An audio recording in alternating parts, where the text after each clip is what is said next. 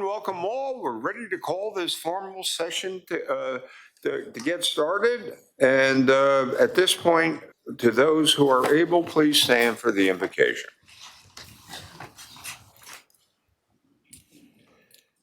Heavenly Father, you are always with us. Please be with us as we consider the affairs of our great city. Give us the patience to listen, the wisdom to decide, and the strength to act. Thank you very much. Okay, thank you.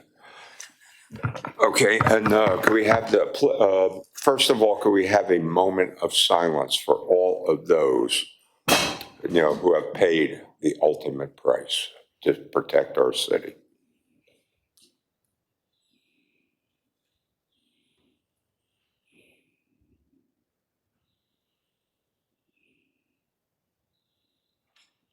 Okay, thank you. The Pledge of Allegiance.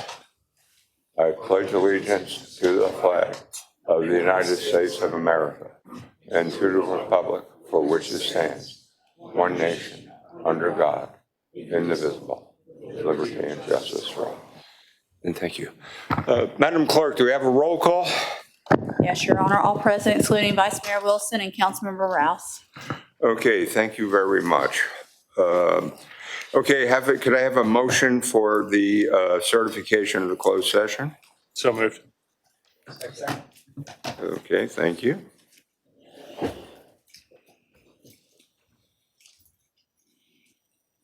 The vote is open. All right, thank you.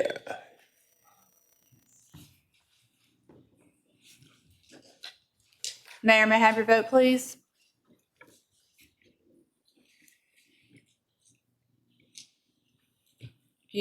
Thank you. By a vote of 9-0, you certify the closed session to be in accordance with the motion to recess. Okay, thank you very much. Now we'll go forward with the public hearing.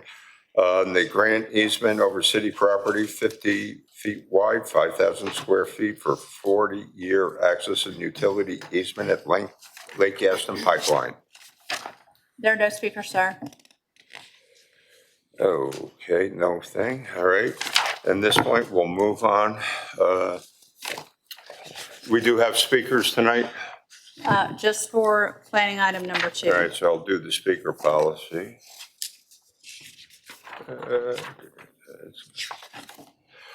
Okay, I want to remind everyone that the City Council speaker policy that allows certain representatives or groups to speak for 10 minutes applies only to planning items. All other speakers, whether speaking individually or on behalf of a group, will have up to 3 minutes to speak on any item. Speakers are reminded that comments during the formal session of the meeting must be limited to the subject of the item being called or considered by the council at the time you are called. For the items placed on the consent agenda, a speaker will have up to 3 minutes to address any single item. If a speaker wishes to address multiple consent items, the speaker will have a cumulative time of 6 minutes to address those items. Again, the speaker must limit his or her comments to the subject matter of the items that they have signed up to address. And finally, I call upon all speakers and all persons in the chamber to be civil in their discussion and decorum. Whatever views you hold and wish to express, the City Council wants to hear from you and to ensure that the viewpoints of all persons are respected. The best way to do this is for all of us to strive for civility and respect. Are there any multi-item speakers? No, Your Honor. Okay, if we can, Mrs. Henley, if we could do the consent agenda. Okay, moving to the consent agenda, all of the ordinances and resolutions will be on the consent agenda. The first one, an ordinance to amend City Code Section 2-214.3, providing for the adoption of sections of the Virginia Public Procurement Act.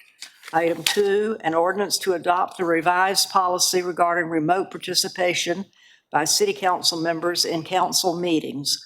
Item 3, a resolution to renew permits to allow certain emergency medical services agencies to operate in the city, such as Pahala Park LLC, doing business as Coastal Event Medical Management, Fast Track EMS LLC, Shore Transportation Services, Inc., and Hospital to Home LLC, also known as H2H Emergency Services.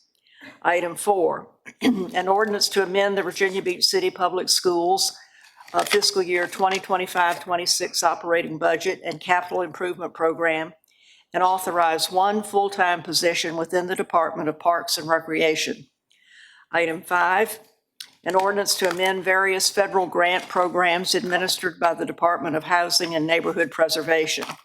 Item 6, an ordinance to accept and appropriate $1.9 million from the Virginia Department of Social Services to the fiscal year 2024-25 Human Services operating budget, and authorize a $1,273,000 local match from the Human Services operating budget for personnel costs and related operational expenses. Item 7, an ordinance to accept and appropriate $436,326 from the Virginia Department of Criminal Justice Services to the fiscal year 2025-2026 Virginia Beach City Public Schools operating budget as a grant subrecipient regarding school security officers and security assistants. Item 8, an ordinance to accept and appropriate $418,550 from the United States Department of Energy to the Grants Consolidated Fund within the fiscal year 2024-25 Public Works operating budget for energy efficiency and conservation activities.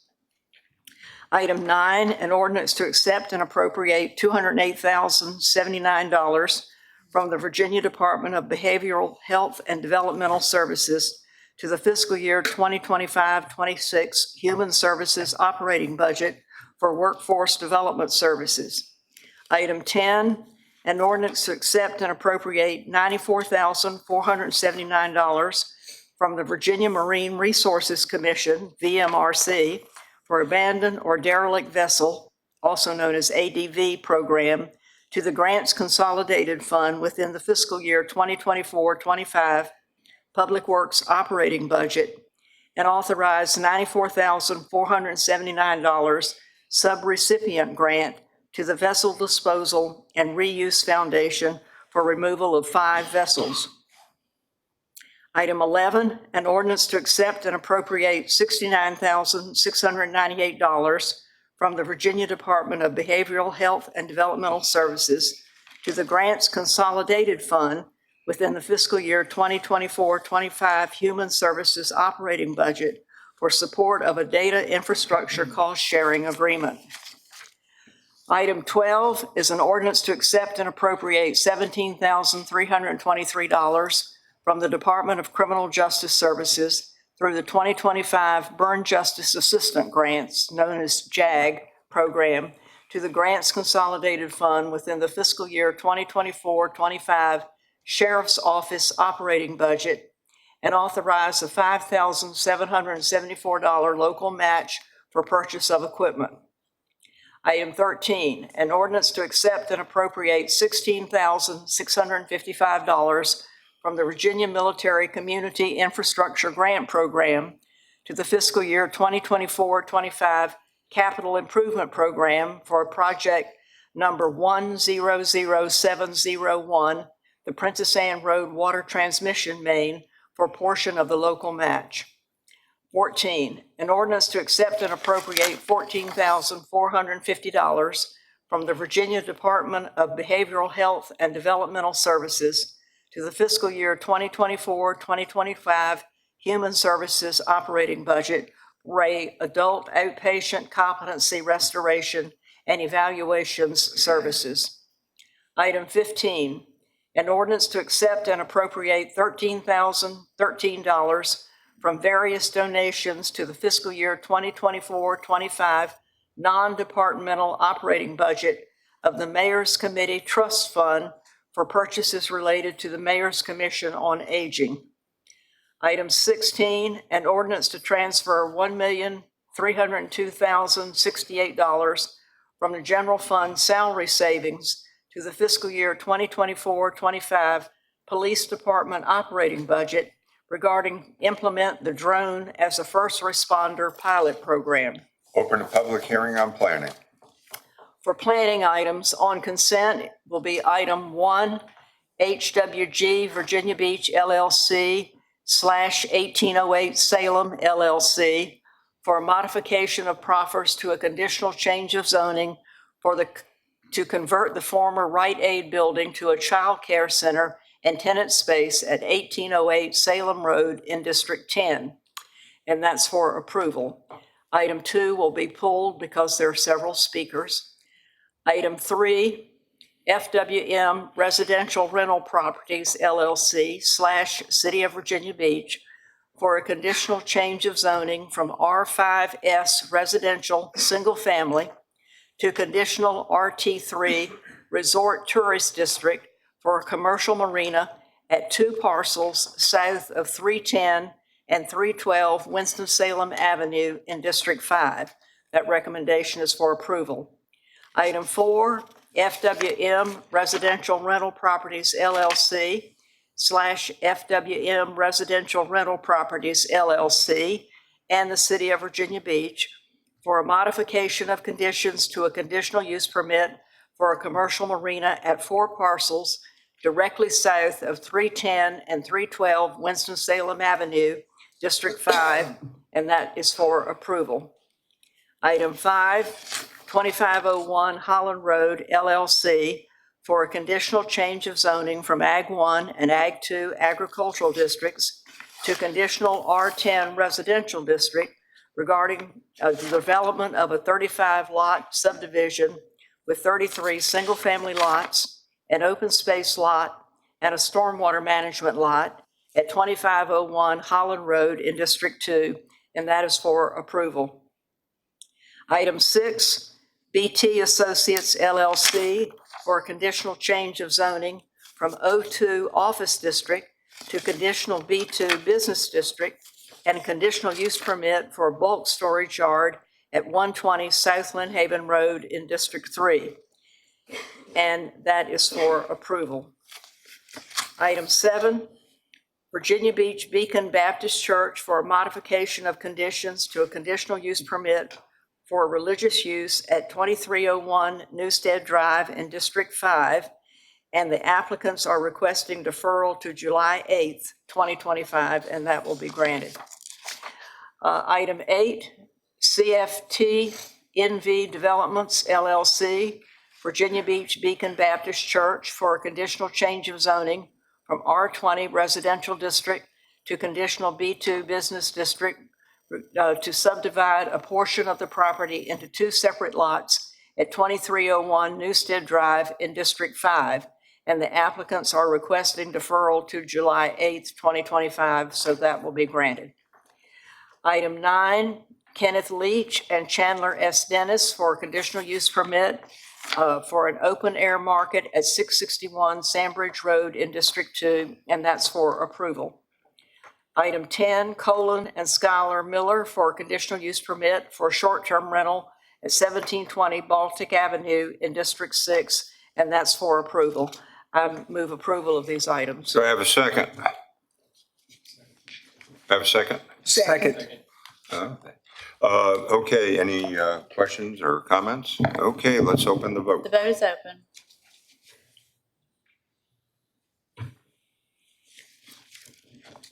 By a vote of 9-0, you've approved this consent agenda as read by Councilmember Henley. Okay, thank you. Now we'll go back to planning item, City of Virginia Beach for a modification of conditions of use for a borrow pit fill at 560 Oceana Boulevard, District 6. The first speaker is Lisa Johnson. Ms. Johnson is representing the Surfrider Foundation Virginia chapter, so she'll receive 10 minutes. Good evening. Good evening, everyone. Mayor Dyer, Vice Mayor Schulman, and members of the City Council. My name is Lisa Johnson, and I serve as the chair of the Surfrider Foundation Virginia chapter, located in the city of Virginia Beach, and a committed advocate for the protection of our coastlines, waterways, and natural ecosystems. Tonight, I urge the council to reject the proposal to fill the Oceana Pond, also known as the Oceana Barrow Pit, with dredge spoils and sludge from the ocean front. This plan is deeply flawed both environmentally and scientifically and poses long-term risks to public health, drinking water, wildlife, and our city's flood resilience. Let me begin by stating clearly, Oceana Pond is not a vacant land waiting for a purpose. It's an already functioning as a critical stormwater infrastructure for surrounding neighborhoods like Red Wing and the Bird Neck Corridor. It helps prevent flooding, absorbs excess runoff, and acts as a safety valve during intense storms and hurricanes. It's part of our existing flood mitigation network, and losing it would increase risk across multiple communities. It's also one of the few freshwater habitats remaining in this part of the city, a rare biodiverse refuge for migrating birds and aquatic life. It supports species along the Atlantic Flyway and has become an unintended but essential ecosystem, providing nesting grounds, water filtration, and a quiet refuge amid urban development. This current plan would destroy all of that permanently. But what I want to focus your attention on is something even more serious: the health of the aquifer beneath this site. Public Works has claimed that the underlying aquifer is protected by an impenetrable confining layer, and that is simply not true. Leading scientific studies from the U.S. Geological Survey, or USGS, and the Virginia Department of Environmental Quality disprove this claim. USGS WRI 1014262 describes the Yorktown confining unit as leaky and discontinuous, with varying thicknesses and composition, which means there are clear pathways for downward migration of contaminants. USGS WRI 034258 confirms that fresh groundwater from the Columbia Aquifer leaks downward through the Yorktown confining unit into the upper half of the Yorktown Eastover Aquifer. And regarding the St. Mary's confining unit, which has been cited as an additional protection, USGS Professional Paper 1731 concludes that it's eroded, faulted, and contains paleo channels, all of which create direct vertical routes for contamination to reach deeper groundwater. This is a federal consensus. The aquifer beneath Oceana Pond is vulnerable. There is no safe barrier, there is no second layer, and once contaminants enter the system, there is no method of retrieval. We cannot undo the damage. So I ask you all plainly, what happens if sampling of these dredged materials show they are contaminated? What is the backup plan? Where will the contaminants go? Who bears the responsibility for the cleanup? Because we're not talking about pristine beach sand. We're talking about sediment from storm drains, harbor dredging, petroleum zones, and storm water runoff often full of bacteria, hydrocarbons, and industrial residues. If these materials leach into the soil or water, we are looking at long-term ecological degradation and potential contamination of private and public water supplies. There is a better, safer, and more responsible solution. The solution is to sell the property. Don't bury its value under sludge. Use the proceeds to properly handle the dredged material. Send it to a site that is designed, engineered, and regulated for disposal or even future reuse, once it's been deemed safe for humans and the environment. This is not just about saying no to a bad plan. This is about saying yes to smarter planning. The Surfrider Foundation is not alone in our opposition. Scientists, residents, conservationists, and multiple civic organizations have spoken out against this plan because the risks far outweigh the convenience. On behalf of the Surfrider Foundation Virginia chapter, I want to go on record tonight as firmly opposing the city's proposal to fill Oceana Pond. We believe that protecting our beaches also means protecting the ecosystems and infrastructure that support them upstream and underground. Filling this pond is a short-term solution that creates long-term problems.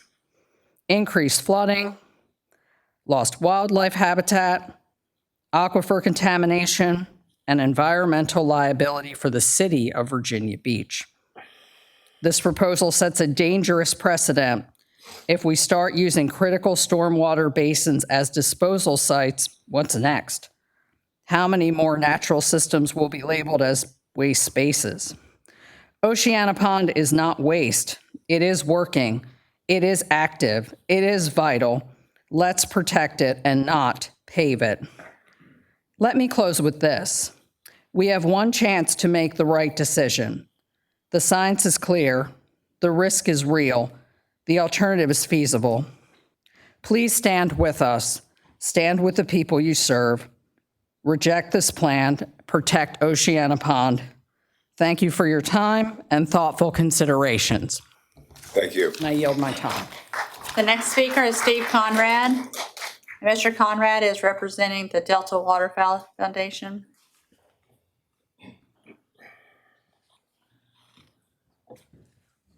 Good evening. Good evening. Sometimes my legs go to sleep on me. I apologize. I represent the Delta Waterfowl Foundation, and we currently have a chapter in Virginia Beach with about 400 members. Some of you may or may not have heard of us. We're a national organization, actually, from the United States and Canada. We've got over 70,000 members, 350 chapters, about 4,500 volunteers, and again, the 400 local. I've been with Delta for about, it's over 10 years. And we get involved in situations like this simply because we're trying to protect migratory waterfowl. That's where I came into this. I met Mr. Lilly a couple of years ago and had the opportunity to go look at the property. And we've put some nesting structures in there. We have wood duck boxes. I've heard a lot of talk through these previous meetings that there's no concerns about waterfowl. Canada geese. They're in there. They're protected, federally protected migratory waterfowl species.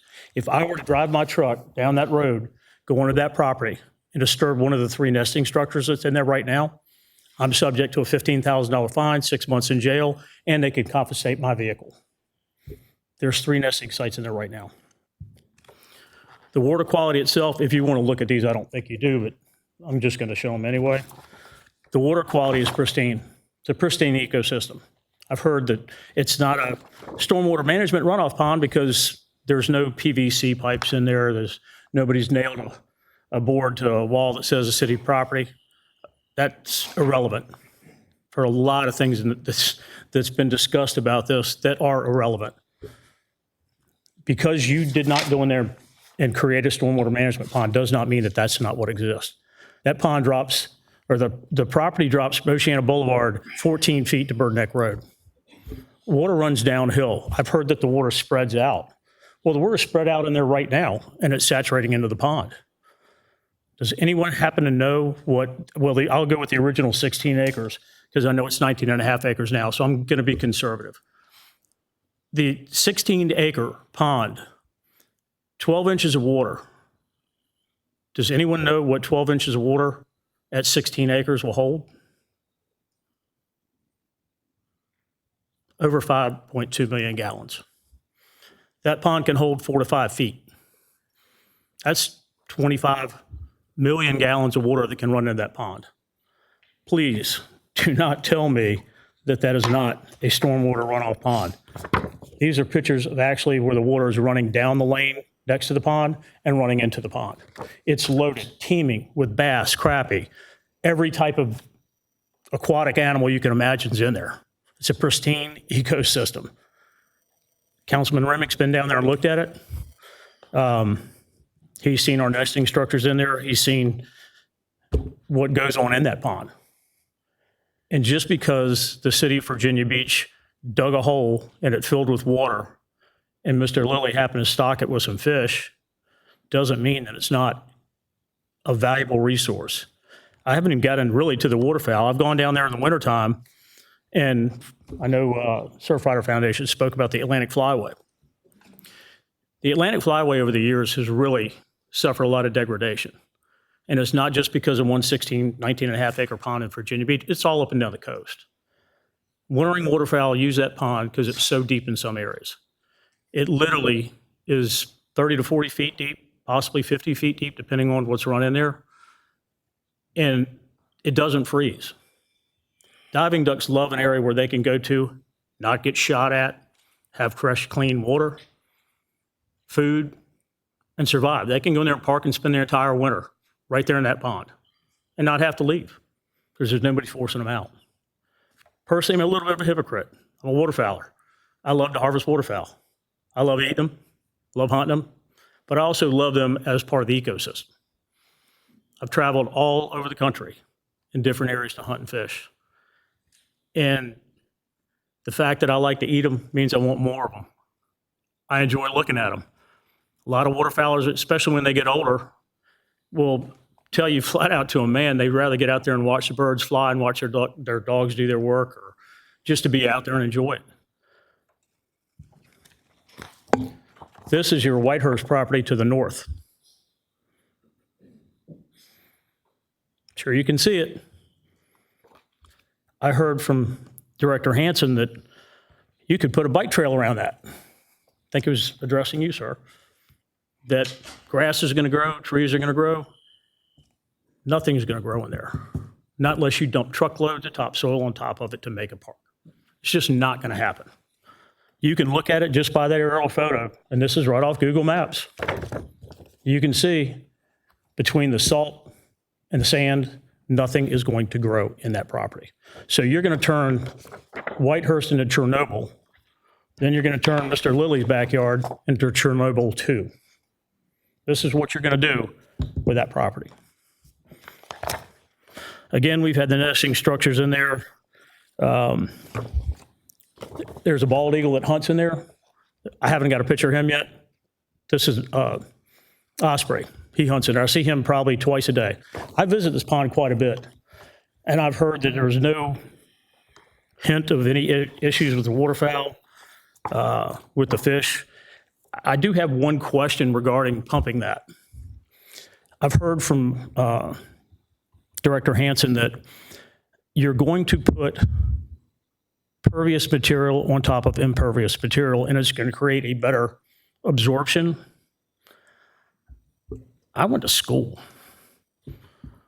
and I don't remember anything ever being said about how you can put more volume into an area and have a better absorption. So I'm assuming that you're going to have to pump out for every cubic yard you put in there. You're going to have to pump out a cubic yard of water. Is that the case? Can anyone answer that for me? For what you pump in, you got to pump out. Once you start, the water is going to be pristine coming out. As you pump the the spoils, as you pump the spoils in there, you're going to kill the aquatic vegetation. You're going to kill everything that's in there. So at that point, you're going to have a bunch of dead fish and a body of water. Anybody know what that smells like? What are you going to do when that water, when it's contaminated? Where are you going to put that? Anyone have an answer for that? Didn't think so. As I stated before, the Canada geese that are nesting in there, if you act in a period of time where they're there, I suggest you get a permit, because there's something called the Migratory Bird Treaty Act. It's been around for over 100 years. You can't disturb a goose nest. I know you killed a bunch of geese over in Kings Grant. They're a nuisance. I get it. But these are 3 pairs right now that aren't bothering anybody. I don't think they're a flight risk over at Oceana. There are some larger groups of geese over there. I don't know of any bird strikes that have happened. I don't think those 6 geese are going to be a problem. And I think, to be honest with you, the osprey and the eagle are going to take care of their goslings. It's an ecosystem. One's got to eat the other. I do believe that this body is acting very arbitrary and capricious. I've not heard any logical discussions or arguments to the side of the story that we're trying to present here. I've not heard that. I've only heard the one side that we understand, we understand, we understand, we understand. And if we're wrong, then we're going to have to pay for it. One thing that I will say is I didn't really enjoy the ending of the newspaper. When I heard that the outcome is predetermined, why am I here? Why are these people here? The outcome's predetermined on the side that you've presented, not on what these people have to say. And that's a shame. I feel insulted by that. I didn't have to spend the last 2 months doing this. I'm a volunteer. I got businesses to run. I got things to do. I got kids to play with, grandkids to play with. I didn't need to spend my time doing this to fall on deaf ears. And with all due respect, I believe that it's falling on deaf ears. Thank you for your time. I yield my additional time. The next speaker is Everett Brown. After Mr. Brown is Kate McCosted. Good evening. Good evening. I'm Everett Brown. Nice to meet you. Nice to see you tonight, Mr. Mayor and Councilman. A lot of the points that I was going to cover has kind of already been covered, but I do want to talk about a few things. First, I've spent the last several months grueling over these most boring reading studies, and let me tell you, they're boring, but they're informative. And I'm just curious as to where the science came that's been presented to you, because I promise you it didn't come from the USGS. I've read the studies. The amount of information that's out there is a plethora. And I can tell you what's been presented to you tonight is only a small portion of it. And there is nothing supporting the staff's position that these aquifers are impermeable. As a matter of fact, Ms. Henley, one of the studies that I read, this water that flows from this region actually flows to the southern portion of Virginia Beach. And contaminating the aquifer just doesn't, we're not talking about 4 wells here. And I've been a part of this since it started back in 2017.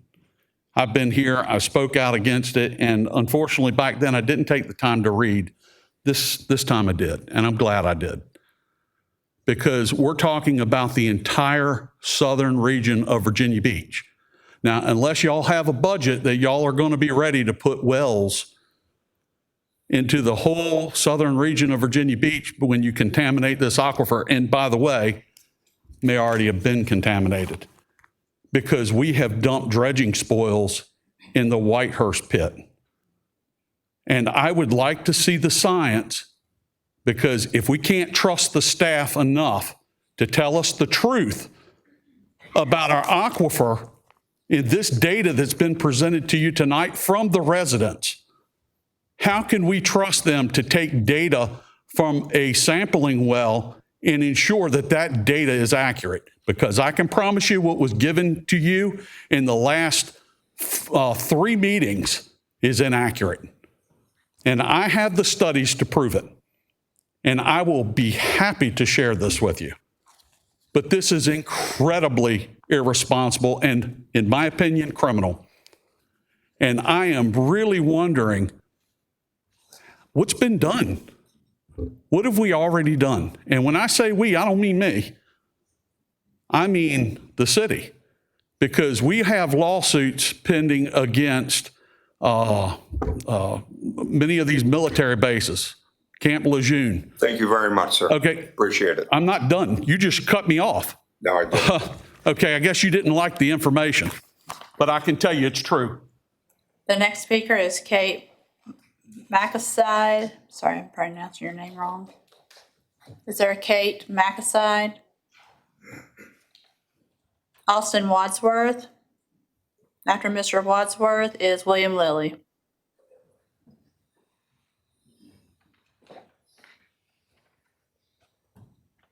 Hey, hello, sir. Hey, good evening. My name is Austin Wadsworth. I'm a local beekeeper with 40 hives near the Burrow Pit. I'm here to urge you to stop the plan to fill it. This decision puts my bees and our future at serious risk. My first point is the environmental pressure. Across the country, bee populations are collapsing because we're taking away their resources. Natural forage, clean water, and undisturbed habitat are disappearing. And this plan would take even more. My second point would be pesticides and chemical pollutants. Petroleum products and other chemicals in the soil and water are toxic to bees. They weaken immune systems, disrupt colonies, and lead to mass die-offs. My third point would be pollination and food supply. Bees pollinate a third of the food we eat. No bees means no crops. Our food system depends on them, and their survival depends on decisions like this one. This isn't just a pit, it's a part of a fragile ecosystem. If you fill it, we're removing habitat, adding toxins, and accelerating the collapse of a species we rely on. I'm asking you, do not move forward with this. Stand on the side of science, sustainability, and common sense. Protect the bees, protect our environment. Say no to this plan. Thank you. Thanks for coming. The next speaker is William Lilly. After Mr. Lilly is Sean Forsyth. Good evening. Good evening to you. Yes, I don't want to be here, and you sure as heck don't want me here. I was the original owner, William Lilly. I'm sorry. Everybody knows me as Buddy. I was the original owner.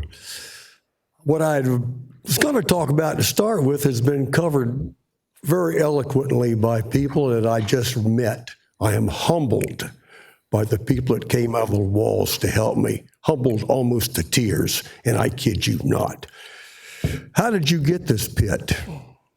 I'm going to try to be very quick because we're short on time.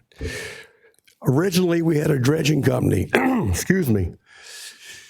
It was understood that when we got to the last 4.5 acres of the pond, that the city would be notified. The city would either allow us to continue digging or they would purchase the property for the Southeastern Expressway.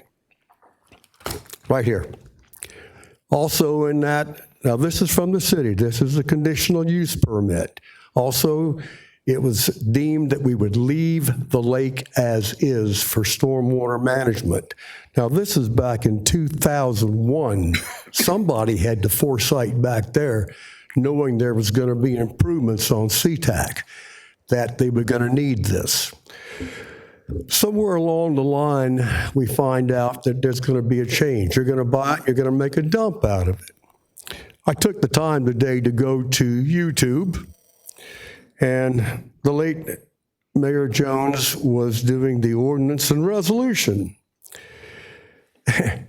You were going to purchase land. I don't usually use notes. This is bad. You were going to purchase the land for Muddy Creek and Oceana Boulevard's pit for culvert improvement. If anybody doubts me, please go pull that up on YouTube and look at it.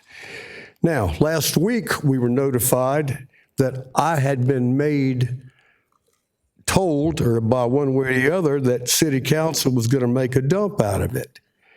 City Council approved the acquisition of the property by an ordinance dated 19 January 2016. The ordinance specified that the acquisition was to provide an area for the deposit of dredged spoils.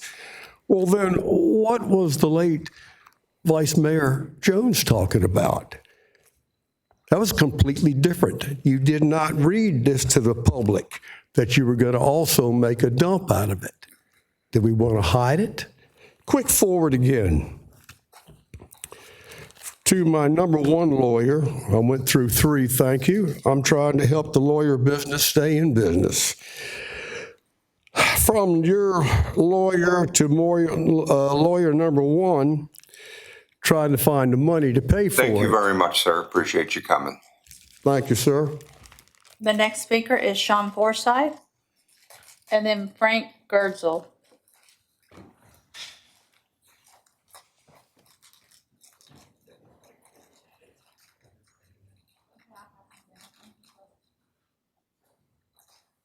Good evening. Good evening. My name's Sean Forsyth. I live in Croatan, Virginia Beach. I'm the property owner that is downstream of this lake. It's 17 acres. I have 17 acres on the other side of it. And if you go by the calculations that the city's engineers have supplied, it's 24 feet on Oceana Boulevard, 14 feet on Bird Neck. That's a 10-foot delta in less than half of a mile. That water comes like a torrent after a major rainfall. I have pictures from the last storm.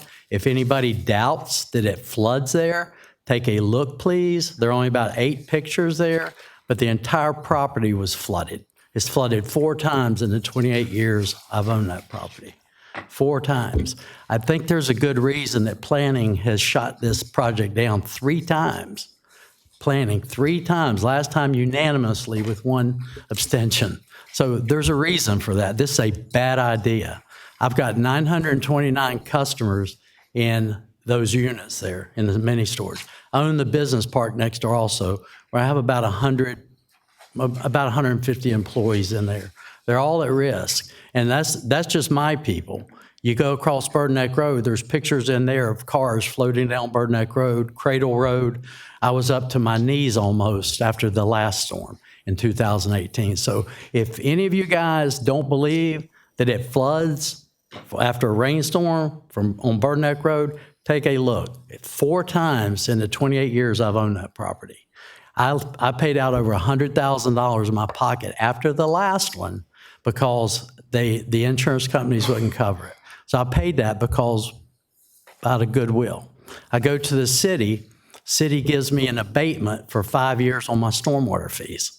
That's very generous. It's about $8,000. So over 5 years. So they acknowledged basically that, yep, got a water problem. We do flood, and anything that you can do to mitigate that risk needs to be done. I don't know the entire volume of that lake, but it does act as a stormwater retention pond. You know, you guys require us to spend millions of dollars building BMPs and stormwater retention ponds and all that. My question is, if this sludge is so absorbent, why don't we just fill them with that instead of just building these beautiful ponds and lakes to capture all the water? I've lived this for almost 30 years now, and I've been through 4 of them. It is terrible. It's heartbreaking. So, you know, it's going to be like a love canal. Virginia's for lovers. This isn't the kind of thing that we want. We don't want a love canal in our backyard. There are petrochemicals in that. There are heavy metals in that. I own car washes at all the Navy bases, so I Thank you Oh, pump very that much, stuff. sir. Appreciate Thank you coming. I appreciate you guys listening. Thank you. The next, Yes, sir. Question, I have a question for Mr. Forsyth. Thank you for the pictures. Was just curious, there's no time or date stamp on any of them? Are these all from the same Those are from storm event, 2018. 2018? Okay. Yep. And you said this has happened roughly 4 times? It's 4 over the times, last- 3 times before that. Those are from the last one. I had a camera or a phone with a camera in it then, so I took pictures of it. Yeah, that was 2018.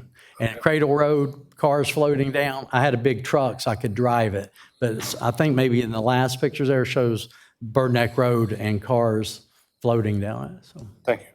Thank you. okay, thank you. the next speaker is Frank Gertzel, and then Joyce Squires.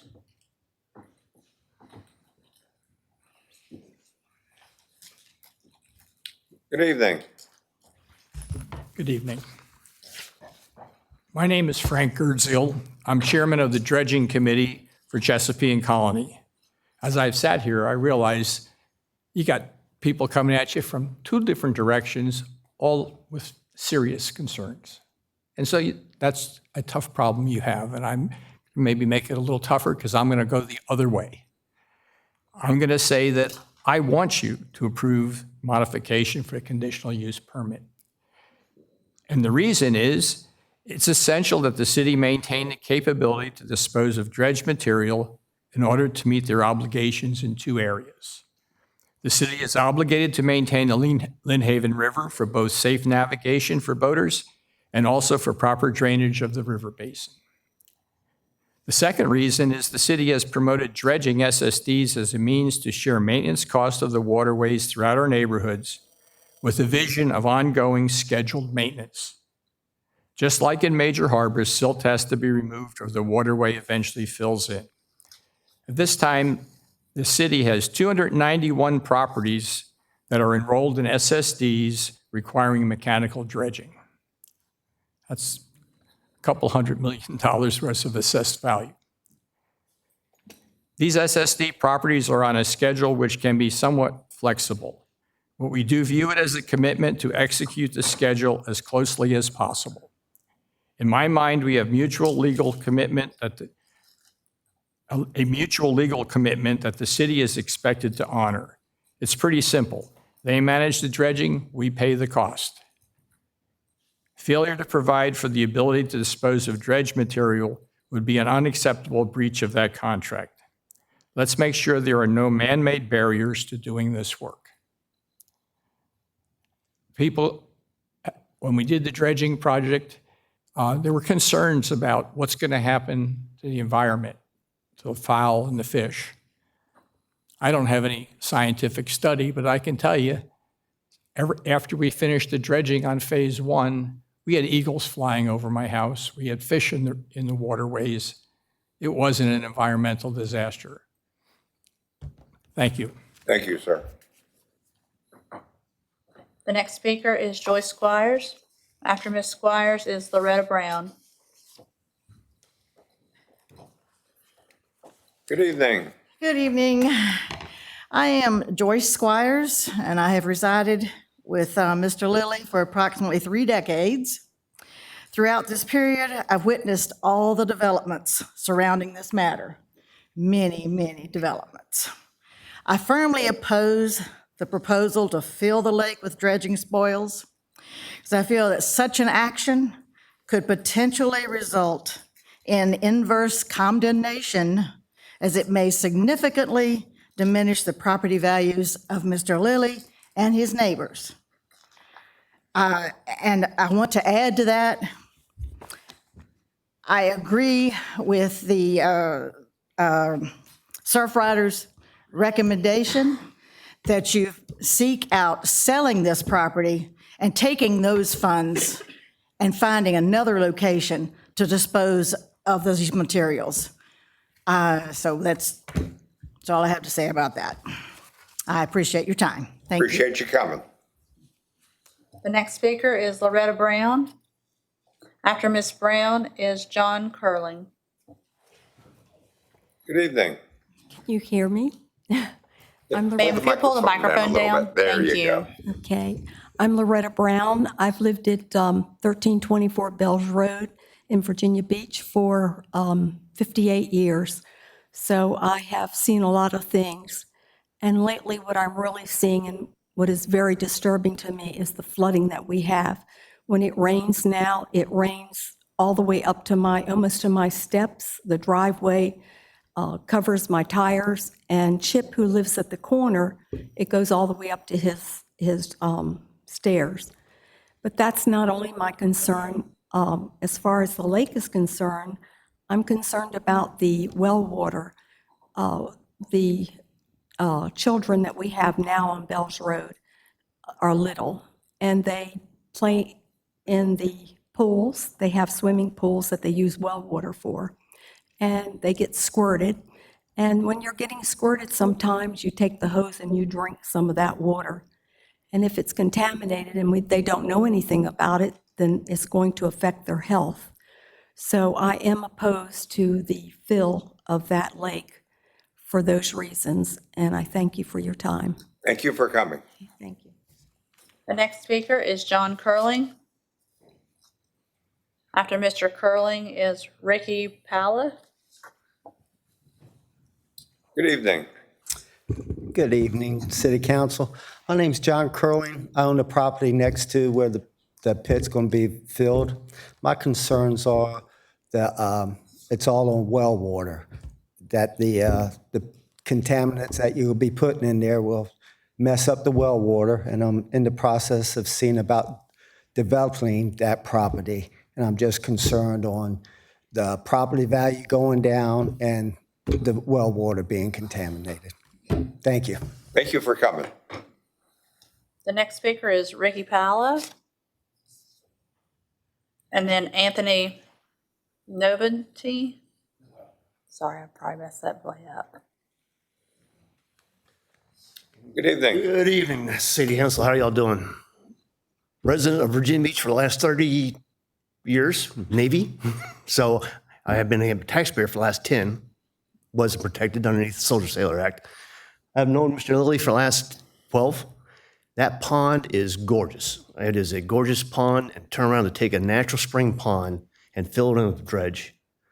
It would be devastating, not only to the drinking water and for the following communities, but just that natural pond itself. You've heard no reason to repeat more many things. You've heard multiple specialists talk about it. The ecosystem's there. It is. If you guys would just go down and look at it, you'd see this ecosystem is beautiful. It's a gorgeous pond. Please don't support this. Thank you. Y'all have a good night. I appreciate you coming. The next speaker is Anthony Novotny. I'm not sure if I'm saying that right. You can just pronounce your name when you come up, that if you don't mind. And then Jeanette Amy Rhodes will be the last speaker. Hello, my name's Anthony Novotny. Hello, Council. My property backs up to Mr. Buddy Lilly's property. I've been on Creedle Road for 30 years. I have some concerns about this issue that we're going through. I moved on that property in '95. I was 25 years old. I rented some property. 10 years later, I bought the property next to my property. I tried to put a building up there, and I was informed in 2005 about the Army Corps of Engineers being involved with the rainwater runoff and the surveys that I was supposed to have in regards to the Chesapeake Bay Watershed Act and those. So the property's never been developed because I've never had that kind of money. The BMP would probably cost $100,000 now. If you don't use the BMP and you dig a BMP, then you lose 25% of your property. You can't use it. The lake behind us is pretty unreal. It's a really nice place. My concerns are filling the dredge. Okay, I've done a lot of bulkheads. I've done a lot of tree work. I've cleaned a lot of these places where we had to put the bulkheads in. The debris that comes out of there is not just sludge. It's tires, it's cans, it's metal, it's debris, it's trash, it's wood. If you've ever seen one of these trucks drive down the road after it's been sludged, all that water coming out of that truck is going into the drainage systems, all of it. So by the time you dredge that truck, you're going to lose probably 75% of that contaminant into the water wells. This is the same thing that they told me when I was trying to put a building up on my property. That it was going to contaminate the waterways coming off my property and the runoff, and that's why the BMP was necessary. Yet we're going to go ahead and bring this truck, fill it with sludge, fill it with debris, drive it down the road. All this stuff is splashing out, and everybody here has seen it because you don't want it all over your car. All that water and all that the chemicals involved and the debris involved in that stuff is running right into your water system. So from point A to point B, it's making a mess. We're taking the spoils from the affluent communities because most people that live on the water have more money than the poor. The SeaTac community is not a wealthy community. So we're going to go ahead and take the spoils from a wealthy community and dump it over here on Oceana Boulevard. I don't like the idea. I work on Creedle Road. That is my office. That is my business. I live there. I spend more time in my office and in my shop than I do at my house, just like everybody here that works. You spend more time doing things than you do with your family when you're trying to run a business. I'm adamantly opposed to this deal for many different reasons. I travel down Oceana Boulevard on a daily basis. Ingress, egress would be a problem. when you're driving 50 you, mile an sir. hour, it's a problem. Appreciate it. Thank you. Appreciate you coming. The last speaker is Jeanette Amy Rhodes.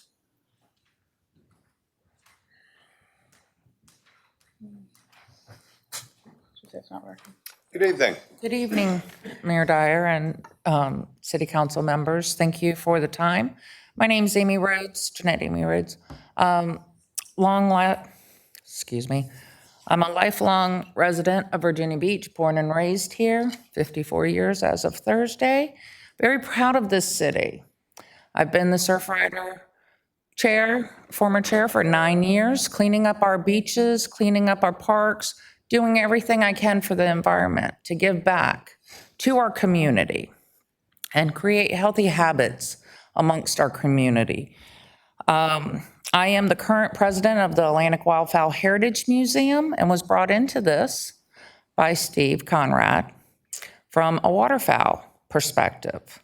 And as we discussed what was going on, the Surfrider chair and me said, wait a minute, we have some environmental issues because of the aquifers. And if you could take the time to learn about the science behind what this is actually going to do to our water. I have 3 daughters. They have children. I'm the 6th generation here in Virginia Beach from my family. We're residents for life. And the legacy I'd like to continue in Virginia Beach with a healthy community and a healthy environment to raise my children. The dredging from Lynn Haven River is not a commerce. We need to, I know that we have to put them somewhere. Let's figure out how to dispose of them properly and efficiently. I oppose filling the pond on Oceana Boulevard with these dredge spoils and sludge in fear of the contaminants leaking into the waterways. Our children are playing in it. I could go on, but it's not healthy. It's not good for the environment. Please, as our representatives, protect us and speak for us and vote against it. Thank you. Thank you for coming. I'm sorry, Mayor, that's all the speakers. Okay, Mr. Remick. Thank you, Mr. Dyer, Mayor Dyer. And if I could first say something and then maybe make the motion, and also ask our Public Works to come forward and have a series of questions that I'd like the public to see the answers. And it would be appropriate. Okay, thank you. So first, I very much appreciate everyone coming down. You've said already, we do understand the optics of this, the situation here. I've been to the site twice. Mr. Lilly, thank you for coming down and speaking very well, eloquently, and other speakers also toured the site to the east of this property. This is a difficult question, as we just found out from our speakers. City Council has had 2 presentations from our Public Works, Head of Public Works, LG Hansen, and Chief City Engineer, Tony Utterback. Could you all come forward? Because I have a couple of questions. Can we do, well, so first of all, so I'll move for approval, and then we can have a discussion. Am I going to second? Oh, I second. That's fine. Thank you. Sorry.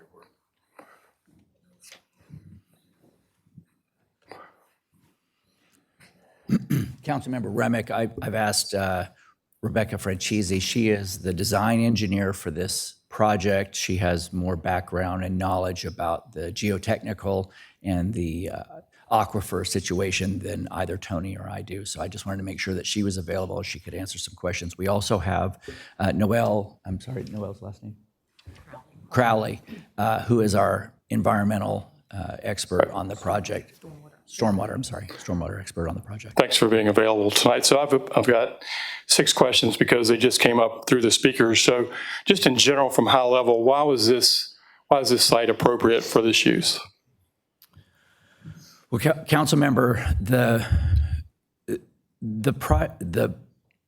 property was purchased in 2017 for this purpose. The Whitehurst Pit is what has been in use prior to now. When this site was procured, the ordinance identified this purpose as moving forward. I've been with the city since 2021. This was identified as a project prior to my time being here. This is what we were informed, and the process by which we knew the replacement for Whitehurst was anticipated to be. It's zoned as industrial. It has an existing CUP, so this requires a modification to the CUP, and it is proximate to where the existing location is currently. And other sites around the city are not available at this point, and you've looked into other sites? We have not done an extensive investigation because this site was previously identified to be the next location. There are not any other sites that we're aware of that are commercially available. There are certainly none available that the city is in ownership of or that we could move on in terms of permitting and that type of thing. Thank you. Does the 19-acre pond serve as a stormwater BMP at this point? It does not serve as a stormwater BMP, and I did hear the comments from the presenters, and I understand their comments in as far as the water runs down from Oceana and it collects in this pond. However, for the city to consider something a BMP, we would have to route water to it intentionally. In other words, there would be a pipe into it. There would be some type of a control structure that would control the height of the water and allow it to perform a function to allow the solids to settle out, and then it would have an outfall. This pond does not have inflow or outfall. It is a pond. Water does get into it naturally, but it is not a best management practice. Therefore, it is not a BMP. Thank you. So in terms of drinking water, the effect on drinking water, what are your plans going forward if this is approved to protect the drinking water? I'm going to let our engineer speak on that, if that's okay with you. Sure. Can you talk a little bit about about what we've done to ensure Hi. drinking water safe? Good evening. First off, I want to mention, we keep hearing about contaminated material being placed in here, and that's not true. We test each and every site prior to placement for various contaminants of concern. The biggest one that we have had has been petroleum, and anything that tests above clean fill limits is not placed in Whitehurst and would certainly not be placed in this pond. We have two other areas that material's been taken to, the Chesapeake Recycling and a line pit in Pungo that's a private area. So I want to mention, we do our due diligence. We test material, and if it does not come back as clean fill, it goes to an alternative location. In terms of the aquifer, we have heard, the USGS studies that have been quoted are absolutely accurate and correct. I would not dispute those. We have had, however, 3 wells installed at this site. They will be used for monitoring. They're on 3 sides of the site so that we can see water flow direction, and they will be tested at a regular basis. We can determine that or what's appropriate. So we will be able to tell if there has been anything in the water. We have been testing Whitehurst DMMA, which is a much larger site, every month for DEQ requirements, and we have had 0 violations during that time. And the water quality has not passed any, or has not failed any of the requirements, clean water requirements. So the 3 wells do show that surface aquifer goes down to about 30 feet, and that is when we start our Yorktown confining aquifer. And that is made of clays, silts, and sands. So it is not 100% impermeable, but with the clay structure, it slows the vertical movement significantly. But we also have those testing wells into that aquifer, so if it were to start flowing laterally and there was anything in there, we would be able to attract immediately before it got any further. However, all I can say is after 14 or 15 years, we have not had that issue at Whitehurst. Thank you. Thank you. So you said Whitehurst. Can you describe the status? What's the current status of Whitehurst, and what is the use that the city has for it? Whitehurst is the dredge material management area just to the, I get my directions there, I guess, north. To the north, thank you, which is a much larger site. We have been placing dredge material in that since 2011. It is very close to capacity. There will be very few more projects that will be able to go into there and stay within our permit requirements. I think that's all the questions I have, but colleagues, if you all have any questions or discussion. Any questions at this point from anybody? Okay, thank you. Okay, do we have a motion? Okay. Mayor, I think it's important for us to let the residents know that we do hear you, right? And if you think we don't, we have discussions. We listen to the residents. But I do want to remind the residents that this is something we do. I don't want to say part-time because I feel like we work full-time. But we have to depend on the city staff because we work in other jobs and their knowledge, their expertise. Matter of fact, you tell us to hire the best. And so we hire the best. Two, we have a planning department, which we have to consider their vote.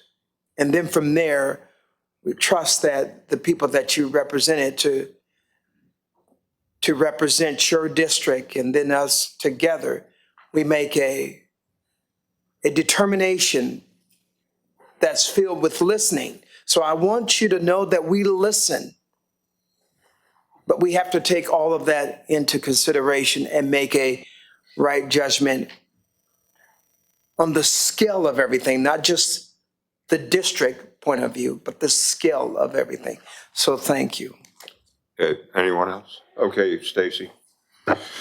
Thank you, Mr. Mayor. I just want to make a few comments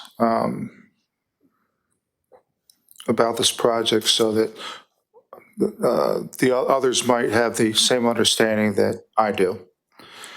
And I've been out to the site. I've met with Mr. Lilly, Mr. Forsyth, and I will tell you that Mr. Forsyth, Mr. Curling, and I have a long relationship. They're incredible people, gentlemen. And I just met Mr. Lilly for the first time, and he is just a saint of a guy. And so they're here with good intentions and in good faith. But the original purpose of buying this property was for a borough pit. It was, the sand was taken out with the intention of replacing it one day with these dredge spoils. And that's why the property was originally purposed. It's in an industrial area. It's not an area that would have any kind of alternate purpose, such as recreation or some type of public facility. It's in the middle of an industrial zone. It's ironic that this is the second time that the city, just in the last few months, that the city actually bought a piece of property with the intention of using it for alternate purposes. And one, it was a site that dredge spoils had been placed into an area and took over the wetlands by dumping these dredge spoils in there. And ironically, it became solid ground and a place where many people used it as a park. The argument for not remediating it to its original state as wetlands was that it's a beautiful park. There are trees, there's wildlife, and people enjoy being there. So that was a tough decision, but I mean, to take that property and to remediate it back in the wetlands over people's objections. Now we're going to take a piece of property that was designed as a borough pit. We're going to fill it with dredge and eventually, not probably in our lifetimes, but eventually this property will be restored to its natural state. It won't be the lake or pond that it is now, but it will be something that is not going to be toxic. It's not going to be ugly. It's going to take a long time to get there. But, we've been through this on each extreme. The idea of going somewhere else, it's easy to sit back and say, just, take it somewhere else. We're out of space in Virginia Beach. We don't have any other places. We have to be very cognizant about how we use our land. And this was one of those decisions that was made a while ago to use this as a dredge spoil site. To not do so would inflict great costs, economic costs, to the neighborhoods who have entered into these special service districts where the city's agreed to do dredging. And the city has an obligation to all of its citizens to keep the waterways and the storm water facilities clear of dredge spoils. We have to dump it somewhere. And this site works perfectly for that purpose. We've been assured that the environmental concerns, that we're not dumping, the city's not going to be dumping toxic or contaminated chemicals into the water. The city has also said that they're going to continue to monitor this site. If for whatever reason, if they're wrong in their calculations, then the city will remediate. I spoke with the members because I normally tell people that are looking to do projects, they come to us and say, well, we're doing this project. So, well, you really have to go to the planning commission first. That's where the decision gets made. So I was really surprised to see that the planning commission voted down this proposal. So I met with several members on planning and listened to their concerns. And their concerns were really the environmental issue. And they told me that had they had the same presentation that City Council got from the Public Works Director, that their decision would have been different. They did not have the information that we received. So I would say that in the future, I would ask city staff, and I'm so supportive of city staff, but in the future, we need to work better and make better communication so that we're not put in a situation where planning doesn't have all the information that we're given and we look like we're contradicting the planning commission's wishes. So in the future, please work harder to get to a yes with the planning commission. So having said that, I'm comfortable that it's a good project, it's a necessary project, and it's one that we should move forward with. Thank you. Thank you. Okay, anyone else? Okay, Josh. Thank you, Mr. Mayor, and thank you for everybody who spoke. And Mr. Lilly, I saw your hat. Thank you for your service to our country. I heard some concerns about wildlife, and those hadn't been addressed yet, so I just figured I'd raise those. And perhaps Director Hansen, if we encounter any protected or endangered species that just have a whole set of rules unto themselves on the project site, you'd have to follow whatever protocols are in place and required. Is that safe to say? Yes, sir. Okay. For the record, he said yes. And I heard somebody say that we were paving over this site. We're not paving over this site. We're just putting dredge spoils on the site, correct? Yes, sir, that's correct. We're not paving over the site. There will be some road construction to allow us to get access to different areas of the pond. I think that was more allegorical. Okay, and I heard somebody else ask where the water was going to go. I was reading through the planning, the transcript, and the spoils will be, I guess, delivered in stages and phases, and the water will be allowed to evaporate and soak into the ground. Yes, sir, that's exactly what happens. As the spoils come into the site, it's placed in there over time. As the water the water does get displaced, but it comes back to equilibrium through transpiration, evaporation. Yes, sir. Okay, thank you very much. Okay, anybody else? Okay, there is a motion and a second. Let's open the vote. The vote is open.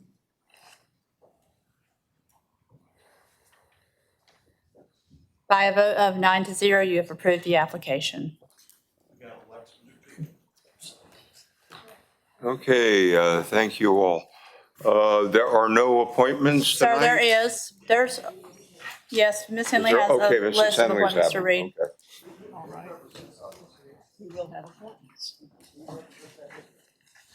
Appointments for tonight include for the Bayfront Advisory Commission. We'll be appointing some high school student members, Chase McConnell, Audrey Perry, Bailey Quarg, and Neil Singh. For the Clean Community Commission, we'll appoint high school student member Anna Orchard Hayes. For the Flood Prevention Bond Referendum Oversight Board, we'll appoint high school student members Pehan Jarafna, and I'm sure I am slaughtering these names, and John El Haru. For the Green Ribbon Committee, we appoint high school student members Samantha Harris and McKinney Townsley. For the Historical Review Board, we appoint Leanna Humphrey, who will represent the architect position. For the Housing Advisory Board, we appoint William Parks, who will be representing the architect position, and Mark Carter as a citizen member. For the Human Rights Commission, we'll appoint high school student members Anarda Basnet and Noor Nagy. For the Old Beach Design Review Committee, we'll appoint Ruth Barnhart, who is a property owner in the Old Beach Overlay District. For the Open Space Advisory Committee, we'll appoint high school student member Eric Lynn. For Parks and Recreation Commission, we'll be appointing high school student member Alexander Amarine. For Planning Commission, we appoint Catherine C. Schoonover, representing the District 5. For the Resort Advisory Commission, we'll appoint high school student members Mia Spruill and Aiden von Glofstein. For the Virginia Beach Community Development Corporation, we'll appoint Douglas Wilburn. With these nominations, I recommend approval, or Okay. move approval. Let's open the vote. The vote is open.